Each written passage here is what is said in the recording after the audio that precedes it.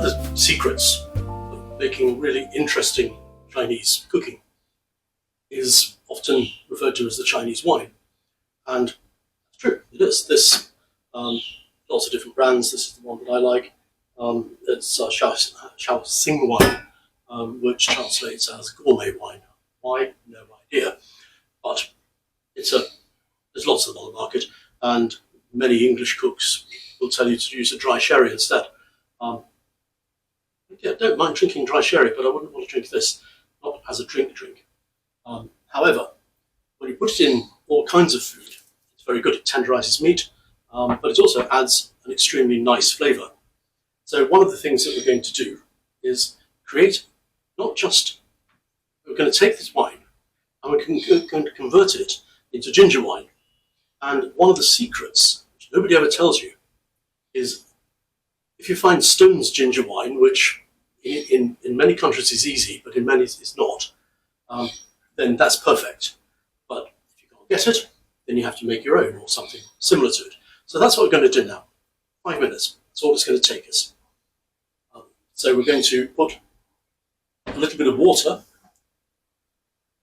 You might think about always reusing bottles. I've washed out this wine bottle, put just a little bit of water in it. I'm going to add some sugar into that. Brown sugar, just ordinary brown sugar, nothing fancy, or sugar. And we don't need a huge amount. We're not turning it into a big thick syrup, but we do want it to give a little bit of body to the end product. And then we're just going to slice and then julienne. It's a fancy word for little pieces, long pieces.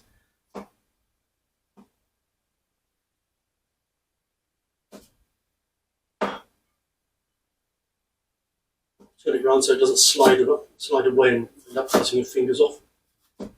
Ends off your fingers.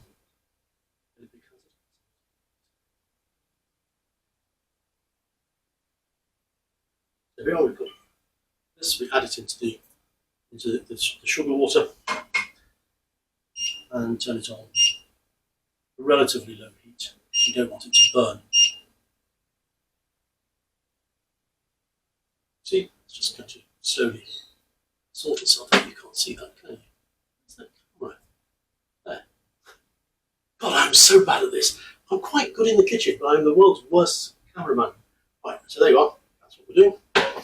Now we're just going to stir it around until the sugar is dissolved.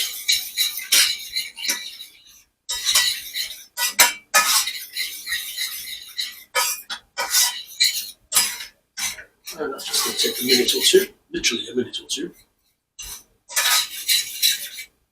And that has pretty much dissolved all the sugar. Very quick, very easy.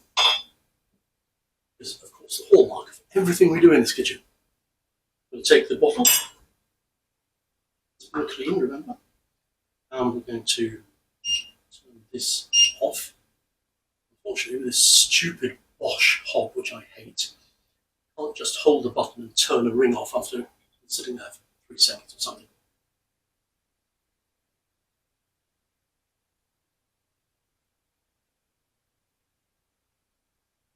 And of course, we want ginger to go down into the bottle as well.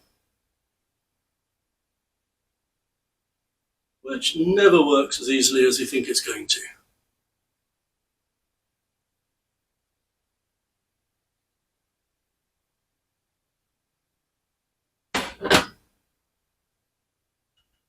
Oh, perhaps we're just going to have to stand here and feed the ginger bit by bit in through the neck of the bottle. Right, that done. Funnel back in some of the wine. You don't need to make a whole bottle because it's so quick and easy to make. You might as well make it, just keep it for a couple of weeks instead of keeping it for several months. So how much have you made? Let's have a look. There you go, it's to there. See that? That much. And amazingly, we are going to do nothing now except put that in the fridge. It's another one of those things where it just requires a little bit of time before we can use it, but the actual time in preparation is very, very short indeed. seal it up. Remember when we used to laugh at screw top wine bottles? And that is another dish that's not a dish, but it's an ingredient which you will use lots of times during cooking, and therefore you've just saved yourself a lot of time and a lot of money.